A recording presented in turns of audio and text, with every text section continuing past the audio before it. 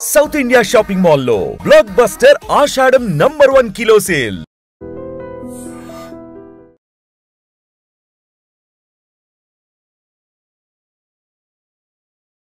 Welcome to crime confessions. ప్రస్తుతం మనం జగిత్యాల జిల్లా చిత్తాపూర్ గుట్టల్లో ఉన్నాం. దీని వెనకే పెద్ద పరుపుల గుట్టలు కూడా ఉంటాయి. ఇక్కడే గతంలో అన్నలు పెట్టని కోట, అన్నలు ఇక్కడే ప్లీనరీలు కానీ ఒక సమావేశాలు కానీ చేసేవారు. ఇప్పుడు మనం ఇక్కడ జనజీవన స్రవంతులు కలిసిన వారు పరిచయం చేసే ఈ కార్యక్రమంలో ప్రస్తుతం మనతో మాట్లాడడానికి మల్లేష్ అలియాస్ గంగన్న, అతని భార్య లక్ష్మి అలియాస్ రాజేశ్వర్ ఉన్నారు. వీళ్ళు మెట్పల్లి దగ్గర నుండి గతంలో పార్టీలోకి వెళ్ళి దాదాపు 8 సంవత్సరాల పార్టీలో పనిచేసి తర్వాత బయటకు వచ్చారు. వీళ్ళు ఎందుకు వెళ్ళారు, ఎందుకు వచ్చారు, వెళ్ళిన తర్వాత అక్కడ పార్టీలో ప్రజల కోసం ఏం చేస్తారనే విషయాల్ని ప్రస్తుతం గతంలో అన్నలు ఉన్న పెట్టని కోటైన ఈ గుట్టల్లోంచి వాళ్ళని అడుగుతాము. అన్న నమస్తే, అక్క నమస్తే. అక్క, ఒకప్పుడు ఈ గుట్టలు అంటే పోలీసులు కూడా భయపడేవారు. ఈ గుట్టలు ఎందుకంటే పైన మీరుండేవారు, కింద పోలీసులు ఉండేవారు. ఈ గుట్టలు ఎక్కడం కూడా మీకు సులువు కానీ పోలీసులకు కష్టంగా ఉండేది. వాళ్ళ కింద కనబడితే చాలా మీరు ఫైరింగ్ చేసేవారు. అక్కడ నుండి అటు మీరు పారిపోయేవారు. అటువైపు పరుపులు గుట్టుంటుంది, కిందకు వస్తే జగిత్యాల కోరుట్ల అటు వెళ్ళారు. అటుగానే వస్తే ఇటు వచ్చేవారు, ఇటు నిజామాబాద్ ఇటు వచ్చేవారు. అంత పక్కా ఉండేది. ఇంకా మీ గురించి అక్క గురించి చెప్పాలంటే, మీ ఇద్దరు గతంలో పార్టీలో పనిచేసినప్పుడు ఇదే ప్రాంతంలో ఎక్కువగా ఎన్కౌంటర్లు జరిగేవి. ఈ ప్రాంతం అనేది మా నక్సల్స్కి పెట్టని కోట. ఇది ఇక్కడ నుంచి పోలీసులు రావడం అన్న కష్టమే, వచ్చిన తర్వాత బయటికి వెళ్ళడం కూడా కష్టమే. అంత పట్టున్న ఏరియా. తర్వాత క్రమేపీ ఎందుకు తగ్గిపోయింది, ఇక్కడ మీరు చేసిన కార్యక్రమాలు ఏంటి, ఎందుకు మీరు పార్టీ నుంచి బయటకు వచ్చారు?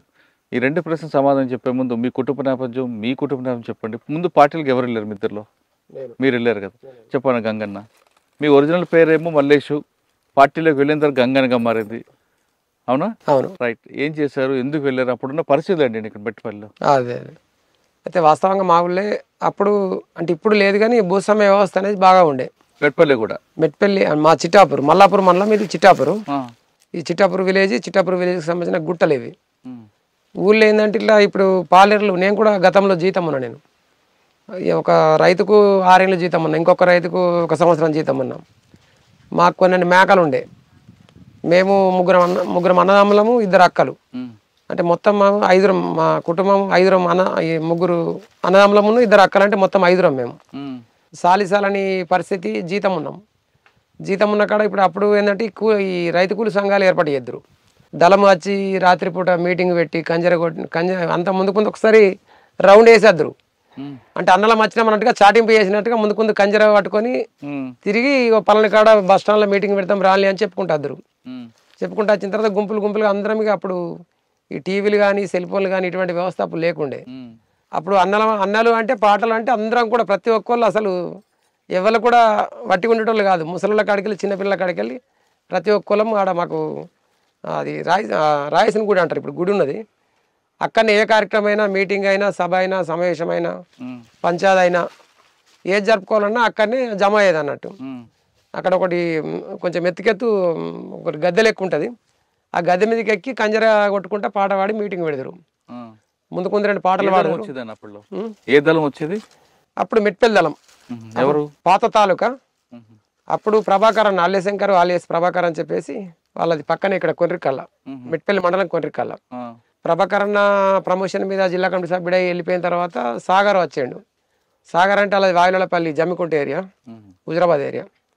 సాగరు ఆయన లొంగిపోయిన తర్వాత, ఆయన కేసుల పల్లవి మళ్ళీ లొంగిపోయిన తర్వాత పేరోళ్ళ మీద వచ్చి మళ్ళీ ఆయన ఎన్కౌంటర్ అయ్యాడు. అది వేరే. కానీ ఆయన వేయిన తర్వాత మళ్ళీ ఇక్కడ మా పక్కనే మొగిలిపేట రమేష్ అని, గంగుల వెంకటస్వామి ఆలియస్ రమేష్ అన్నని, అప్పుడు మనకు జిల్లా కార్యదర్శిగా పనిచేసి మానాల ఎన్కౌంటర్లో చనిపోయాడు.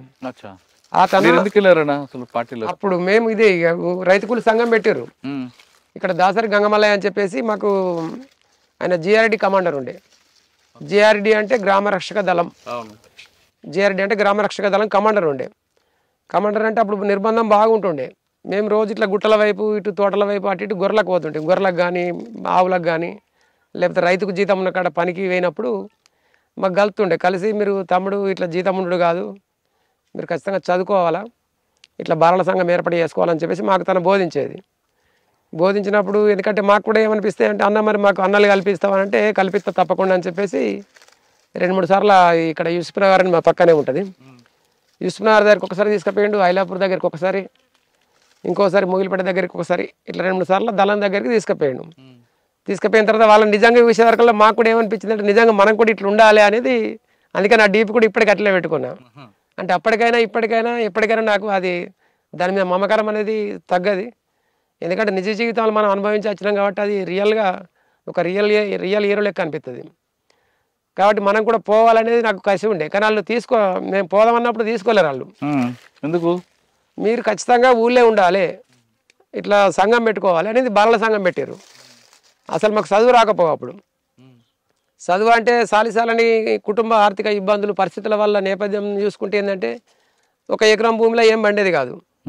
మా అన్న జీతం ఉంటుండే, నేను ఒకరికి జీతం ఉన్నా, మా తమ్ముడు ఇంకో ఆయనకు జీతం ఉన్నాడు. ఇక అటువంటి పరిస్థితుల్లో అందరం జీతం ఉండి పని చేసుకొని మా అక్కలకు పెళ్ళిళ్ళు చేసి వాళ్ళకి వరకట్నాలు ఇవన్నీ అప్పుడున్న వ్యవస్థలు ఇవన్నీ ఉంటుండే కాబట్టి వాళ్ళకి చేసే వరకు మాకు కూడా ఇక్కడ ఏమి ఉండకపోవు. అసలు ఓసారి అన్నం తిందామంటే కూడా సరిపోయేంత పరిస్థితి ఉండకపోవు. అప్పుడు ఎక్కువ గడక కానీ అన్నం కొద్దిగా అంత ఉంటుండే. చుట్టాలు వస్తే అన్నం వండుదురు. అసలు వాస్తవంగా గడకనే. చుట్టాలు వస్తే వాళ్ళని గౌరవించాలి కాబట్టి వాళ్ళకు బియ్యం తీసుకొచ్చి అన్నం వండే పరిస్థితి ఉంటుండే. అటువంటి నేపథ్యంకి వెళ్ళి వచ్చినాం కాబట్టి మనకు కూడా అక్కడికి పోతే మనము సాధించాలనే కసి ఒకటి. తర్వాత పాటలకు మరి ముఖ్యంగా పాటలకు ఆకర్షితమైన. ఏ పాట బాగా? అప్పటి పాటలు నాకు గుర్తులేవు కానీ నాకు కూడా అంటే ఇప్పుడు నేను కూడా ఒక 8 సంవత్సరాలు పనిచేసిన కాబట్టి నేను కూడా చివర్లో వాడమన్నా వాడతా, మధ్యలో వాడమన్నా వాడతా. ఒక పాట పాడండి. తూర్పు కనుమల్లో సూర్యుడు ఉదయించే, అల్లమ్మనోరుడు తూర్పు కోటలో ఉదయించే, అల్లమ్మనోరుడు తూర్పు కోటలో ఉదయించే, ఓరు గల్లులో విద్యార్థుద్యమ నాయకుడవై వెలిగినవన్నా, నాయకుడవై వెలిగినవన్నా, అన్నగాళ్ళను హత్యలు చేసి ఉద్యమాన్ని ఆపుతామంటూ కలలు గన్న శత్రు ఎత్తుల సిత్తు జయ గదిలినావే ఓరు గల్లు పట్టణ ఆర్గనైజర్ అయి ప్రజలల్లో నువ్వు కలిసినావే. తూర్పు కర్మల్లో సూర్యుడు ఉదయించే, అల్లమ్మనోరుడు తూర్పు కోటలో ఉదయించే, అల్లమ్మనోరుడు తూర్పు కోటలో ఉదయించే. పోలీసు బుద్ధులు అర్థం గాని కుటుంబ సభ్యులు నిన్ను వాటిస్తే అదరాలేదే, బెదరాలేదే, తడబడలేదే, తొందరపడలే. నీ జీవితమే విప్లవానికే అంకితమంటూ సాటి చెప్పి రైతు కూలి మహాసభకు అశోకన్నై తిరిగొచ్చినవే. తూర్పు కనుమల్లో సూర్యుడు ఉదయించే, అల్లమ్మనోరుడు తూర్పు కోటలో ఉదయించే. మీ గురించి చెప్పండి. మీరు ఎందుకు వెళ్ళారు? మేము గొల్లపల్లి మండలం ఎన్మట గ్రామం మాది. మేము ముగ్గురం, ఒక తమ్ముడు చెల్లె, నేను పెద్ద నేనే వాళ్ళిద్దరికంటే. అయితే ఊళ్ళో మీటింగ్ పెడదురు, ఎప్పుడెప్పుడు వచ్చి ఊళ్ళో మీటింగ్ పెట్టి భూస్వాముల దగ్గర బియ్యం తీసి ఊళ్ళోనే వంచిళ్ళు. మా ఊళ్ళోనే వంచితే ఒక అన్న ఉండే బుగ్గరెడ్డి అని, మా ఊళ్ళోకి వెళ్ళి పోయిండు బుగ్గరెడ్డి అన్న. ఇక అన్న ఎప్పుడు అక్క నువ్వు రావాలంటుండే.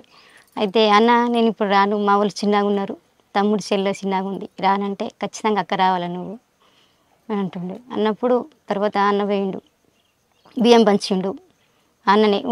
అదే ఊళ్ళే బియ్యం తీసుకున్నాడు, బియ్యం పంచిండు అన్ననే. ఎప్పుడెప్పుడు అన్నం తీసుకుపోయేది. ఇక నాకు ఎందుకంటే నేను అత్త అంటే ఏమంటారు, మా అక్క నువ్వు కొద్దిగా పని చేయాలి ఉండి అంటే నాకు పోస్టర్లు ఇచ్చేది. బ్యానర్లు కట్టిన పోస్టర్లు వేసిన తర్వాత ఇక వెనకసిరి అక్క ఇక ఎందుకంటే నువ్వు ఊళ్ళో ఉంటే ఇప్పుడు మంచిగా లేదు, ఇక రా అంటే ఇక వెళ్ళినావు.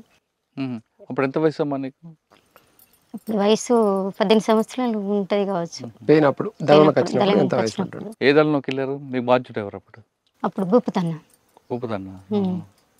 మలయాళ భూపుతన్న. నిజంగా ప్రస్తుతం ఉన్నటువంటి సమాజం దేనికి ప్రయారిటీ ఇస్తుంది? ఆర్థిక సంబంధాల చుట్టూ మాత్రమే తిరుగుతుంది. మళ్ళీ ఎన్నికలంగానే చాలా విరక్తి కలుగుతుంది. మంచి అనిపిస్తుంది కదా, లేడీస్ కూడా ఛాలెంజింగ్ జాబ్స్ చేసినప్పుడు చాలా బాగుంటది. ట్రాఫిక్ అసిస్టెంట్స్ గా నియమించిన ట్రాన్స్జెండర్స్ అందరితో సాల్యూట్ చేయించుకుంటున్నారు. ఫుడ్ డెలివరీ ఇవ్వటానికి వెళ్ళినటువంటి డెలివరీ బాయ్ అనిల్ పై కళ్ళ ముందు